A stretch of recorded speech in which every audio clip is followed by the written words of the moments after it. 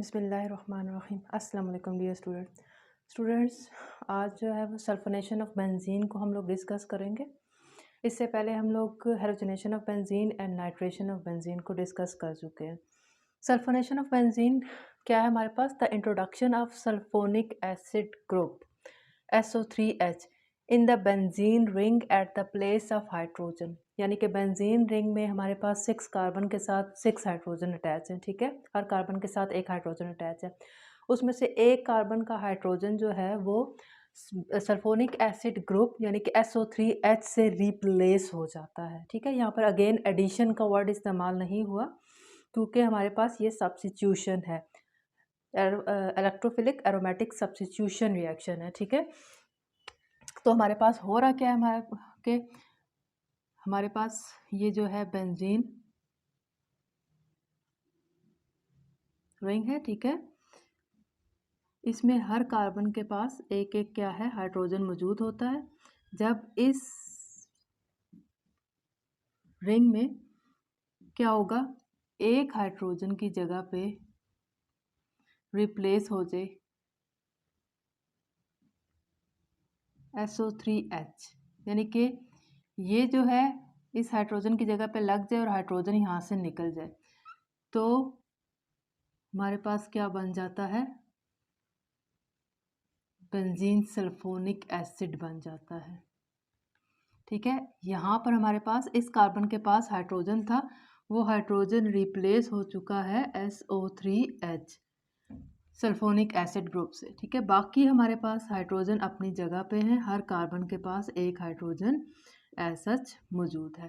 ठीक, तो ये जो हमारे पास प्रोडक्ट बनता है इसका नाम क्या है, बेंजीन सल्फोनिक एसिड। तो बताने की बात यह है कि हाइड्रोजन यहाँ पर रिप्लेस हो रहा है किससे, सल्फोनिक एसिड ग्रुप से, इसलिए यहाँ पर इंट्रोडक्शन का वर्ड इस्तेमाल किया गया है। ठीक है स्टूडेंट्स, अब हम लोग जो है नेक्स्ट जो है हमारे पास क्या है, हम लोग इसके रिएजेंट को देखते हैं कि सल्फोनेशन ऑफ बेंजीन में कौन सा रिएजेंट इस्तेमाल होता है। यहाँ पर हमारे पास क्या होता है, दो तरह के रिएजेंट इस्तेमाल हो सकते हैं। एक हमारे पास हम लोग इस्तेमाल कर लें कंसनट्रेटेड सल्फ्यूरिक एसिड, और दूसरा यहाँ पर हमारे पास क्या है, fuming sulphuric acid. Fuming sulphuric acid क्या होता है स्टूडेंट्स, जब हम लोगों ने क्या किया होता है, सल्फर ट्राईऑक्साइड को पास करते हैं किस में से, कंसंट्रेटेड सल्फ्यूरिक एसिड में से, तो ये जो मिक्सचर होता है इसको हम फ्यूमिंग सल्फ्यूरिक एसिड बोलते हैं। यानी कि इसमें हमारे पास क्या होता है, 7% जो होता है sulphur trioxide concentrated sulphuric acid में से पास हो रहा होता है। अब क्वेश्चन ये रेज होता है कि इन दोनों रिएजेंट्स में से बेहतर रिएजेंट कौन सा है, तो हमारे पास जो फ्यूमिंग सल्फ्यूरिक एसिड है, यानी कि सल्फर ट्राईऑक्साइड को जब हम पास करते हैं कंसंट्रेटेड सल्फ्यूरिक एसिड में से, तो वो रिएजेंट ज़्यादा बेहतर रिएजेंट है, वो रिएजेंट ज़्यादा बेहतर सल्फोनेटिंग रिएजेंट है। ठीक है, ठीक है स्टूडेंट्स, अब यहाँ पर हमारे पास क्या है, ये तो दो हमारे पास ऑप्शंस हो गए रिएजेंट के। इलेक्ट्रोफाइल यहाँ पर कौन सा इस्तेमाल होता है, इलेक्ट्रोफाइल यहाँ पर इस्तेमाल होता है SO3 सल्फर ट्राईऑक्साइड। देखें, ये हमारे पास S double bond O double bond O double bond O, sulphur trioxide ये इलेक्ट्रोफाइल है, ये एक न्यूट्रल मॉलिक्यूल है। देखें, यहाँ पर हमारे पास ऑक्सीजन ज़्यादा इलेक्ट्रोनेगेटिव है, तो यहाँ पर पार्शियल नेगेटिव, ऑक्सीजन के ऊपर पार्शियल नेगेटिव है और सल्फर पे पार्शियल पॉजिटिव चार्ज जो होता है मौजूद होता है। तो इलेक्ट्रोफाइल की जो हम लोगों ने 3 टाइप्स पढ़ी थी इसी चैप्टर के स्टार्ट में, ठीक है, उसमें हमारे पास एक यही था कि जब सेंट्रल एटम जो होता है वो पार्शियल पॉजिटिव होता है, तो ऐसा मॉलिक्यूल भी क्या होता है, इलेक्ट्रोफाइल के तौर पे एक्ट करता है, क्योंकि सेंट्रल एटम इलेक्ट्रॉन डेफिशिएंट है। तो हर वो स्पीशीज जो इलेक्ट्रॉन डेफिशिएंट होगी वो एज एन इलेक्ट्रोफाइल काम कर सकती है। तो सल्फर ट्राईऑक्साइड एक अच्छा स्ट्रॉन्ग किस्म का क्या है, इलेक्ट्रोफाइल है। ठीक है, ये क्या है हमारे पास, स्ट्रॉन्ग इलेक्ट्रोफाइल है। मतलब कि ये बेंजीन की जो पाई इलेक्ट्रॉन की जो शीट है जो रेजोनेट कर रही है ऑल ओवर द रिंग, उसको ब्रेक कर सकता है। ठीक है स्टूडेंट्स, तो ये हमारे पास क्या था, ये हमारे पास इसका बेसिक चीज़ जो हम लोगों ने बात कर ली सल्फोनेशन ऑफ बेंजीन से मुताल्लिक। स्टूडेंट्स अब हम लोग जो है इसके केमिकल रिएक्शन, केमिकल इक्वेशन की तरफ चलते हैं सल्फोनेशन ऑफ बेंजीन के। हमारे पास क्या होता है, बेंजीन मॉलिक्यूल है, इसके यहाँ पर 6 के 6 कार्बन के पास हाइड्रोजन मौजूद है, मैंने एक को शो कर दिया। इसका रिएक्शन जब कंसनट्रेटेड सल्फ्यूरिक एसिड के साथ होता है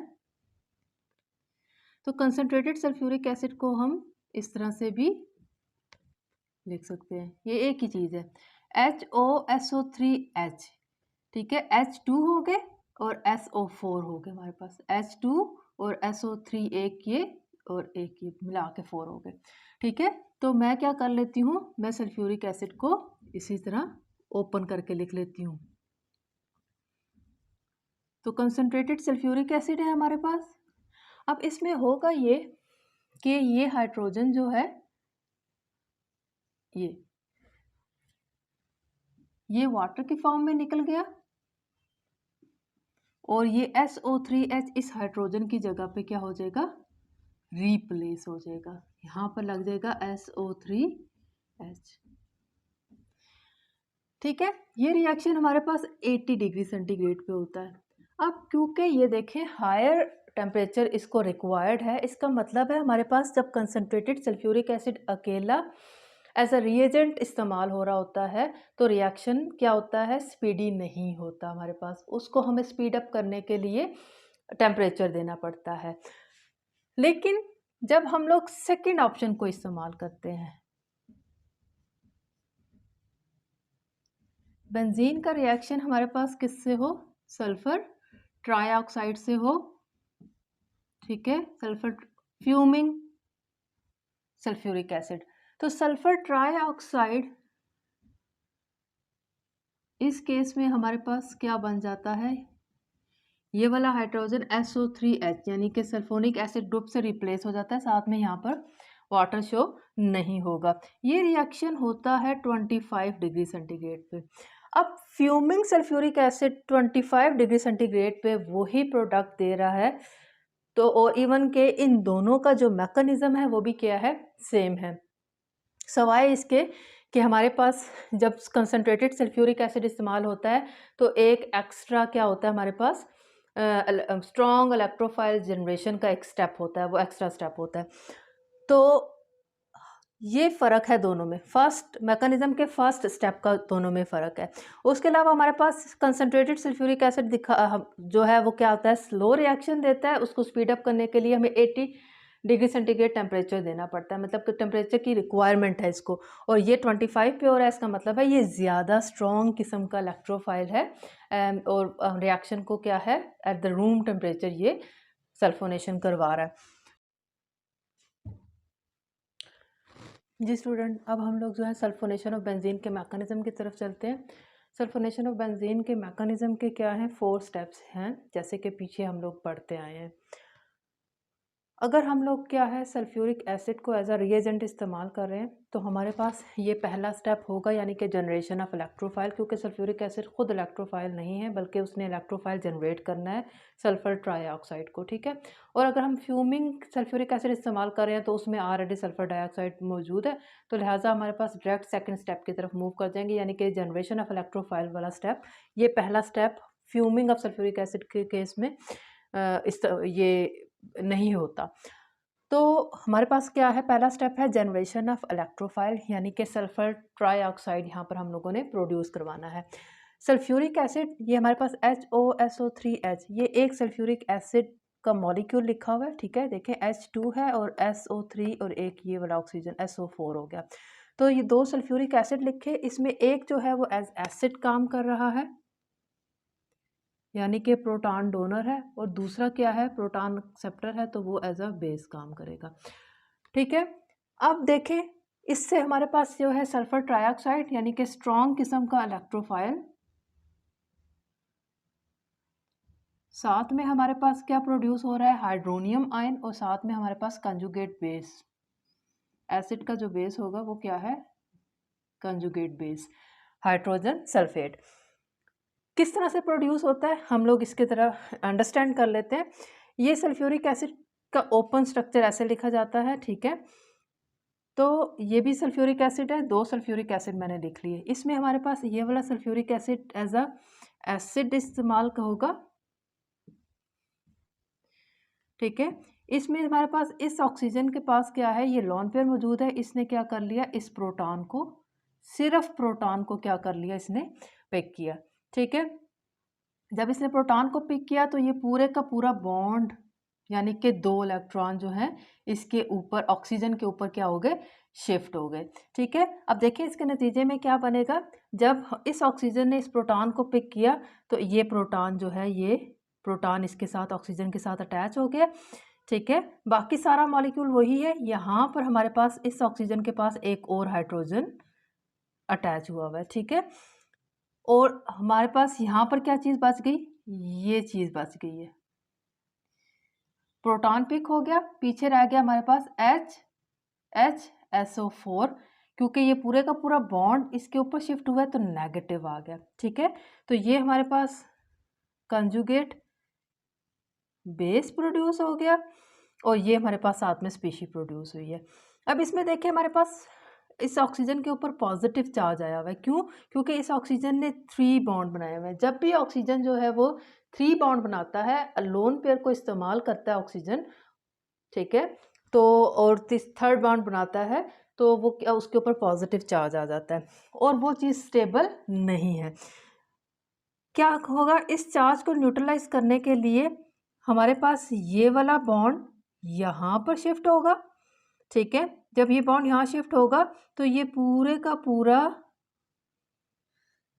H3O पॉजिटिव की फॉर्म में क्या हो जाएगा, निकल जाएगा, ठीक है। मैं दोबारा बता दूं, OH के वाला ये वाला बॉन्ड इधर शिफ्ट हुआ, सल्फर और ऑक्सीजन के दरमियान डबल बॉन्ड बन गया, ठीक है। और ये वाला बॉन्ड क्या हो गया, ये पूरे का पूरा H2O यहाँ से क्या हो जाएगा, हमारे पास रिमूव हो जाएगा, ठीक है। जब वो H2O वहाँ से रिमूव होगा तो ये जो प्रोटॉन है ये इसके साथ मिलके H3O पॉजिटिव बना देगा। समझ आई स्टूडेंट्स? मैं दोबारा बता दूं, हमारे पास देखिए हमारे पास क्या हुआ कि इस सल्फ्यूरिक एसिड के मॉलिक्यूल ने एसिड के तौर पे एक्ट किया, इसने यहाँ से दूसरे सल्फ्यूरिक एसिड से प्रोटॉन को पिक किया, बाकी जो स्पीशी है वो हमारे पास हाइड्रोजन सल्फेट ये वाली बन गई, ठीक है। और जब ये जो इस ऑक्सीजन ने जब पिक किया अपने लॉन पेयर के ज़रिए तो ये वाली स्पीशी क्या हुई है, जनरेट हो रही है, ठीक है स्टूडेंट। अब इसमें हमारे पास क्या है, ऑक्सीजन के ऊपर आ गया है पॉजिटिव चार्ज क्योंकि इसने प्रोटॉन को पिक किया। ये स्पीशीज स्टेबल नहीं होती जब उसके ऊपर पॉजिटिव चार्ज हो ऑक्सीजन के ऊपर, तो ये OH के दरमियान जो बॉन्ड है वो पूरे का पूरा सल्फर और ऑक्सीजन के दरमियान शिफ्ट होगा, तो सल्फर डबल बॉन्ड ऊपर बनाया हुआ है ऑक्सीजन के साथ, 2 बॉन्ड नीचे बनाए हुए हैं और अभी 2 बॉन्ड ही यहाँ पर इसके साथ बन गए, यानी कि इसने ये सल्फर ट्राइऑक्साइड प्रोड्यूस हो गया, यहाँ से ये वाला प्रोटॉन फ्री हो गया और यहाँ से वाटर फ्री हो रहा है, तो ये वाटर और ये प्रोटॉन मिलके H3O बनाता है। तो इस तरीके से हमारे पास स्ट्रॉन्ग किस्म का इलेक्ट्रोफाइल यानी कि सल्फर ट्राइऑक्साइड जनरेट हो रहा है, ठीक है स्टूडेंट। अब हम लोग सेकंड स्टेप की तरफ चलते हैं। सेकंड स्टेप हमारे पास क्या होता है, generation of benzenonium ion.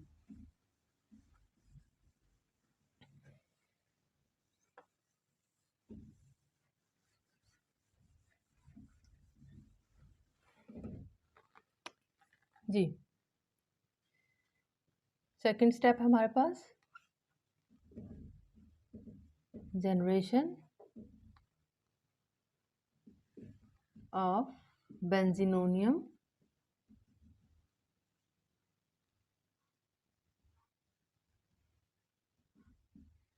Ion. जी स्टूडेंट, ये बिल्कुल क्या है जो पीछे हम लोग मैकेनिज्म्स पढ़ चुके हैं हेलोजनेशन और नाइट्रेशन के केस में, बिल्कुल वैसा ही स्टेप है यहाँ पर। होगा ये कि बेंजीन, यहाँ मैं एक हाइड्रोजन शो कर दूं एक कार्बन के साथ, मौजूद सब कार्बन के साथ पास है एक हाइड्रोजन, लेकिन मैंने शो एक किया। सल्फर ट्राइऑक्साइड जो कि इलेक्ट्रोफाइल है यहाँ पर, ठीक है, partial negative partial negative partial negative और सल्फर पे पार्शियल पॉजिटिव। अब क्या होगा हमारे पास, जो ये वाला एक पाई बॉन्ड है, ये पाई बॉन्ड क्या करेगा, इस सल्फर पर अटैक करेगा, यानी कि इस सल्फर को अपने साथ इस दो इलेक्ट्रॉन्स पाई इलेक्ट्रॉन्स के जरिए अटैच कर लेगा। अब देखिए सल्फर के पास 1 2 3 4 5 6 बॉन्ड पहले ही है, सातवां बॉन्ड जो है वो नया बॉन्ड बन रहा है। सल्फर कभी भी 7 बॉन्ड नहीं बनाता, अपना पूरे का पूरा एक बॉन्ड ऑक्सीजन के ऊपर शिफ्ट कर देगा, यानी कि 2 इलेक्ट्रॉन उसने ऑक्सीजन के ऊपर शिफ्ट कर दिए। तो हमारे पास क्या बन जाएगा, ये देखिए स्टूडेंट्स, हाइड्रोजन पहले से ही मौजूद है, ये वाला बॉन्ड जो पाई इलेक्ट्रॉन्स वाला बॉन्ड है, इसने सल्फर पे क्या किया, अटैक करके उसको अपने साथ अटैच किया। 2 बॉन्ड के जरिए ऑक्सीजन अटैच है, नीचे भी 2 बॉन्ड के जरिए ऑक्सीजन अटैच है, और ये वाला हमारे पास 2 बॉन्ड थे, लेकिन एक बॉन्ड शिफ्ट हो गया किसके ऊपर, ऑक्सीजन के ऊपर। अब यहाँ पर हमारे पास देखें इस कार्बन के 2 बॉन्ड ये सात सात कार्बन नेबरिंग कार्बन के साथ और एक हाइड्रोजन के साथ बना हुआ है। जब 3 बॉन्ड वाला कार्बन होता है तो उसके ऊपर पॉजिटिव चार्ज आ जाता है। तो ये हमारे पास बन गया है बेंजीनोनियम आयन।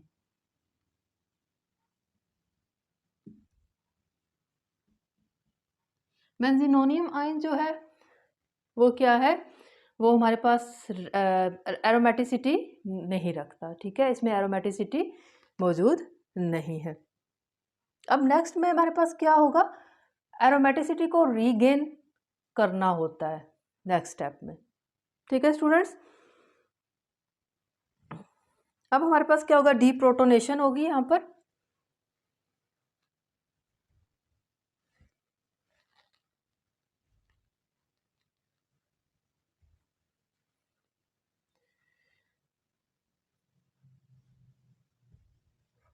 Regain of aromaticity. ये हमारे पास प्रोटॉन को निकालने से ही क्या होगा, एरोमेटिसिटी रीगेन होती है, तो डीप्रोटोनेशन भी इसको कह सकते हैं।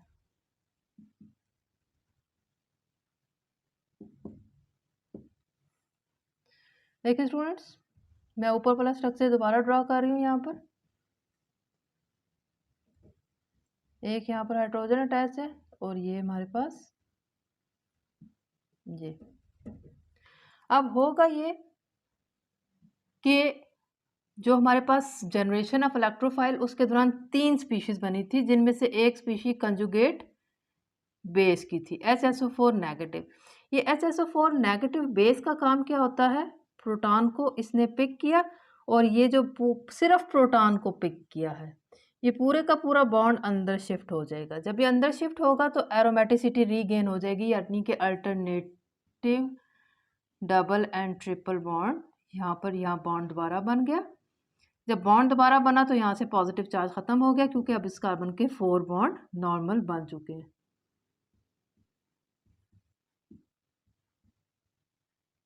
ये चीज़ हमारे पास क्या हो गया, रीगेन हो गई एरोमेटिसिटी, ये रिंग दोबारा से बेंजीन का बन चुका है, ठीक है।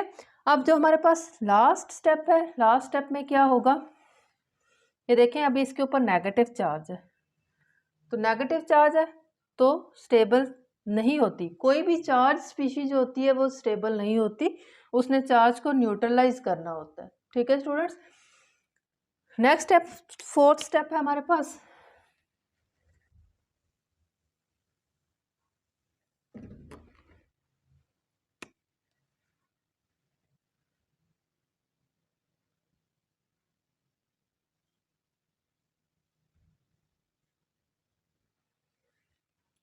फोर्थ स्टेप में क्या होगा हमारे पास, वो जो हाइड्रोनियम आयन बना था बिल्कुल जनरेशन ऑफ इलेक्ट्रोफाइल वाले स्टेप में, वो हाइड्रोनियम आयन अपना जो है एक प्रोटॉन इस ऑक्सीजन को डोनेट कर देगा, ठीक है, खुद वो वाटर रह जाएगा और ये जो है यहाँ पर क्या है, सल्फोनिक एसिड ग्रुप पूरे का पूरा अटैच हो जाएगा, ठीक है।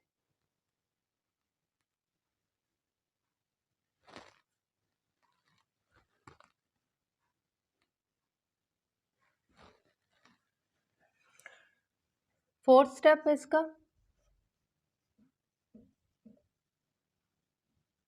प्रोटोनेशन, ठीक है। ये यहाँ पर एक क्या है, डिफरेंट स्टेप है पिछले दोनों से। अब हमारे पास क्या होगा, ये वाली चीज मैं यहाँ पर दोबारा बना रही हूँ,